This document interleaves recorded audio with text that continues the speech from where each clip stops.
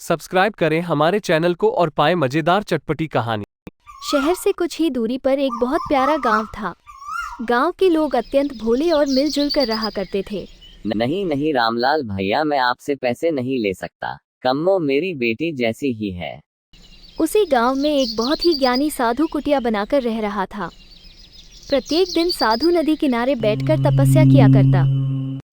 गांव के सारे लोग साधु महाराज को मान सम्मान दिया करते थे और वे शाम के समय साधु का प्रवचन सुनते। इस धरती पर तुम क्या लेकर आए हो और क्या लेकर जाओगे?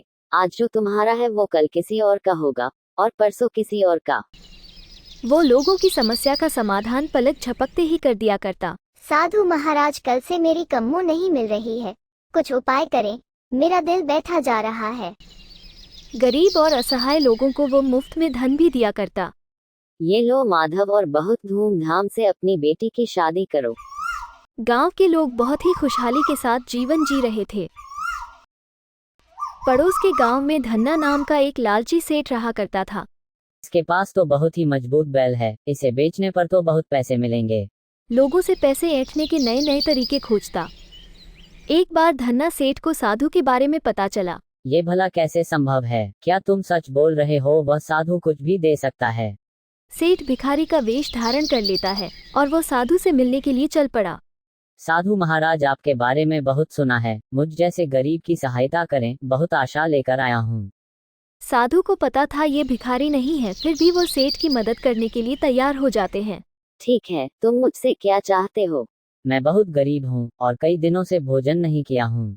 कोई बात नहीं वत्स, मैं अभी तुम्हें खाने के लिए भोजन देता हूँ। लेकिन साधु महाराज, इससे तो मेरी एक ही बार की भूख शांत होगी। साधु महाराज समझ जाते हैं ये सेठ मुझसे धन ही लेने आया है। फिर भी साधु महाराज उसे धन की पोटली दे देते हैं। सेठ धन लेकर वहां से चला जाता है। ये साधु तो बहुत मूर्ख हैं, इससे तो कोई भी धन ले सकता है। कुछ दिन के बाद सेठ फिर साधु के पास जाता है। साधु महाराज, आपने जो मुझे वो पैसे दिए थे वो तो कब के खर्च हो गए। आप तो सिद्ध पुरुष हैं भगवान, मुझे कोई ऐसा चमत्कारी वस्तु दीजिए जिससे मेरे पास कभी धन की कमी ही न हो। साधु को सेठ पर बहुत क्रोध आ रहा था, लेकिन वो अपनी तपस्या भंग नहीं करना चाहता था। नदी किनारे एक चमत्कारी पत्थर पड़ा हुआ है जो लोहे को सोने में बदल देता है। तुम उसे ले लो और जाओ, जीवन खुशी खुशी बिताओ। सेठ वो पत्थर लेकर घर चला जाता है। लेकिन कुछ दिन बीते ही थे कि वो फिर साधु महाराज के पास जाता है। महाराज, आपके पास जरूर कोई उस पत्थर से भी अमूल्य वस्तु है जिसके लिए आपने मुझे वो त्याग दिया। आप मुझे वह कीमती वस्तु दीजिए। अब साधु क्रोधित हो उठा। मूर्ख सेठ, तुम अब सारी सीमा पार कर चुके हो। मैं जानता हूँ तुम कोई भिखारी नहीं हूँ, फिर भी तुम्हारी मदद करने में मैंने कोई कसर नहीं छोड़ा। तुम लालच में इतने अंधे हो चुके हो कि तुम्हें सुधारा नहीं जा सकता है। मैं तुम्हें श्राप देता हूँ। नहीं नहीं भगवान, ऐसा ना करें, मुझे मेरी गलती का एहसास हो गया है। तुम्हें भिखारी बनने का बहुत शौक है, जाओ अब तुम अपनी सारी धन संपत्ति खोकर घर घर भीख ही मांगोगे। सेठ अब सच में भीख मांगने लगा और लोगों को अपनी कहानी सुनाकर कहता, लालच बुरी बला है।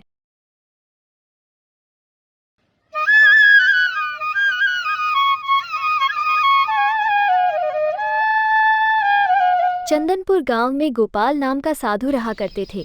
उन्हें भगवान पर बड़ी आस्था थी। वो गांव के बीचों बीच एक पेड़ के नीचे बैठकर तपस्या करते रहते। सुबह आंख खुलने से लेकर रात में नींद आने तक तपस्या किया करते थे।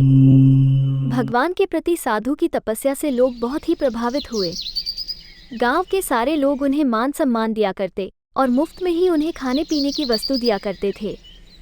जब भी उस रास्ते से कोई जाता तो साधु का आशीर्वाद अवश्य लेता था। तुम्हारा कल्याण हो राजन। एक बार चंदनपुर में बादल छाने लगे और कुछ ही देर में भीषण वर्षा होने लगी। देखते ही देखते पूरे गांव में बाढ़ आ गई। चारों तरफ पानी ही पानी दिखाई देने लगा। चंदनपुर के लोग अपनी जान बचाने के लिए दूसरे स्थान पर जा रहे थे। गांव पूरी तरह से खाली हो रहा था, लेकिन गोपाल साधु अपनी तपस्या में मगन थे। उनके माथे पर चिंता की कोई लकीरें दिखाई नहीं दे रही थी। गांव का मुखिया भी वहां से जा रहा था। भला ये साधु महाराज अभी तक यहीं हैं और तपस्या ही कर रहे हैं। ये आप क्या कर रहे हैं साधु महाराज? क्या आपको अपने प्राणों की चिंता नहीं है? पूरा गांव बाढ़ की चपेट में आ गया है, अब यहाँ कोई भी नहीं बचेगा। सभी कोई दूसरे स्थान में जा रहे हैं। ये तपस्या करना बंद कीजिए और हमारे साथ चलिए। मूर्ख इंसान, मुझे सलाह दे रहे हो? तुम अपने प्राणों की रक्षा करो, मैं तुम्हारे साथ नहीं जाऊंगा। जाओ इधर से, मुझे तो मेरे भगवान बचाएंगे। तुम लोग अपने प्राणों की चिंता करो। जैसी आपकी इच्छा, लेकिन एक बार विचार कीजिए साधु महाराज। हाँ हाँ, जाओ, मेरी तपस्या में बाधा मत लाओ। धीरे धीरे पानी का स्तर बढ़ने लगा और कच्चे घर गिरने लगे। अब पानी का स्तर साधु की कमर तक आ पहुंचा। तभी वहां से एक मल्लाह जा रहा था। बाढ़ का पानी बढ़ता ही जा रहा है। लगता है साधु महाराज घोर तपस्या में लीन है। साधु महाराज, बाढ़ का पानी बहुत तेजी से आ रहा है। आप इस नाव पर सवार हो जाइए, मैं आपको सुरक्षित स्थान तक ले चलूंगा। तुम व्यर्थ की बातें मत करो, मैं सुरक्षित स्थान में ही हूँ। मुझे कहीं नहीं जाना। तुम्हारी मदद की आवश्यकता गांव वालों को है। जाओ, उनके प्राणों की रक्षा करो। मेरी तपस्या में बाधा मत लाओ, मुझे मेरे भगवान बचाएंगे। मल्लाह वहां से चला जाता है। समय बीतने के साथ बाढ़ का प्रकोप और भयावह हो गया। गोपाल साधु ने पेड़ पर चढ़ना उचित समझा। पानी तो बढ़ता ही जा रहा है, पेड़ पर चढ़कर तपस्या करता हूँ, ये ही उचित होगा। अब वो पेड़ की डाली पर बैठकर तपस्या करने में मगन हो गए। थोड़ी देर के बाद उनके कानों में कुछ आवाज सुनाई दी। साधु महाराज, अब अपनी जिद छोड़ भी दीजिए। इस रस्सी को जल्दी पकड़िए, हम लोग आपको सुरक्षित स्थान में ले चलेंगे। इस गांव में अब कोई भी नहीं बचा। भला मैं ये रस्सी पकड़कर क्या करूँगा? तुम लोग अपने प्राणों की चिंता करो, मुझे मेरे भगवान बचाएंगे। तुम लोग व्यर्थ में मेरी चिंता कर रहे हो। ठीक है, जैसा आप उचित समझे। गोपाल की जिद के आगे बचाव दल वाले भी हारकर वहां से चले गए, लेकिन गोपाल साधु अपनी तपस्या में लगे रहे। बाढ़ और प्रचंड हो गई और देखते ही पेड़ बाढ़ की धारा में बह गया और गोपाल साधु की मृत्यु हो गई।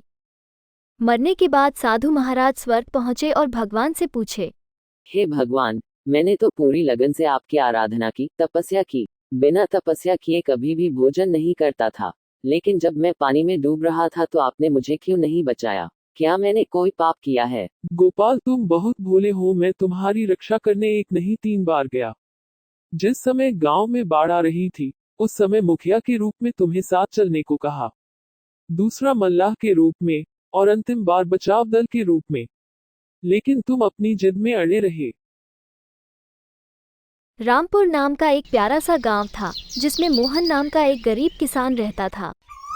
उसके पास खेती के लिए थोड़ी सी जमीन और 2 बैल ही था, जिससे वो बहुत प्यार करता था। सोने से पहले भगवान को हमेशा याद करता। हे भगवान, आपकी कृपा से मैं आज भी भूखे पेट नहीं सोया। गरीब होने के बावजूद वो हमेशा खुश रहा करता था। उसी गांव में मदन नाम का एक धनी किसान रहता था, जिसके पास 5 बड़े बड़े खेत थे। उसके पास कई गाय और भैंस थी। इतना सब कुछ रहते हुए भी वो कभी खुश नहीं रहता था। हम इतना धन इतना कमाऊंगा जितना इस गांव वालों ने कभी देखा भी नहीं होगा। मदन एक बार खेतों में अपनी फसल देखने गया। आखिर ये मोहन खुश कैसे रहता है? उसके पास तो बस यही छोटा सा खेत है। मदन मोहन को बहुत परेशान करता था। वो हमेशा मोहन का मजाक उड़ाया करता। अरे तो तू इतना सोच काहे रहा है बे? ई मोहन के पास बहुत पैसा है, ये तुम्हें बिना ब्याज के कर्ज देने को तैयार है। फिर भी मोहन उसे कुछ नहीं कहता था। उस पर मजाक का थोड़ा भी असर नहीं होता और वो अपना काम करता रहता था। इससे मदन और भी क्रोध में आ जाता। एक दिन मदन मोहन के घर आ धमका। अरे मोहन, तुम हमका अपना बैल दे दो, बदले में हम तुमको चांदी का 100 सिक्का दूंगा। नहीं नहीं मदन भैया, इसे मैं नहीं दे सकता। अच्छा ठीक है, चल तुझे 100 सोने का सिक्का दिया।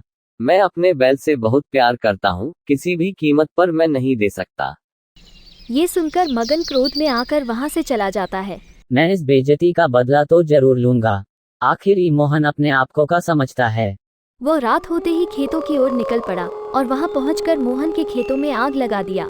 अब देखता हूँ ये मोहन अपना बैल बेचता है कि नहीं। अगले दिन सुबह जैसे ही मोहन अपने खेतों में जाता है, वहाँ अपने फसल को जला हुआ देखकर रोने लगा। अब मैं क्या खाऊंगा? अपने बैलों का चारा कहाँ से लाऊंगा? हे भगवान, अब मैं क्या करूं? मेरे दोनों बैल मर जाएंगे। क्यों ना एक बैल को बेच दूं और जो भी पैसे मिलेंगे उससे मैं कुछ चारा ले लूंगा। वो बैल को बेचने के लिए निकल पड़ा और कुछ चांदी के सिक्के भी पास में रख लिए। चलते चलते रास्ते में एक घना जंगल आया।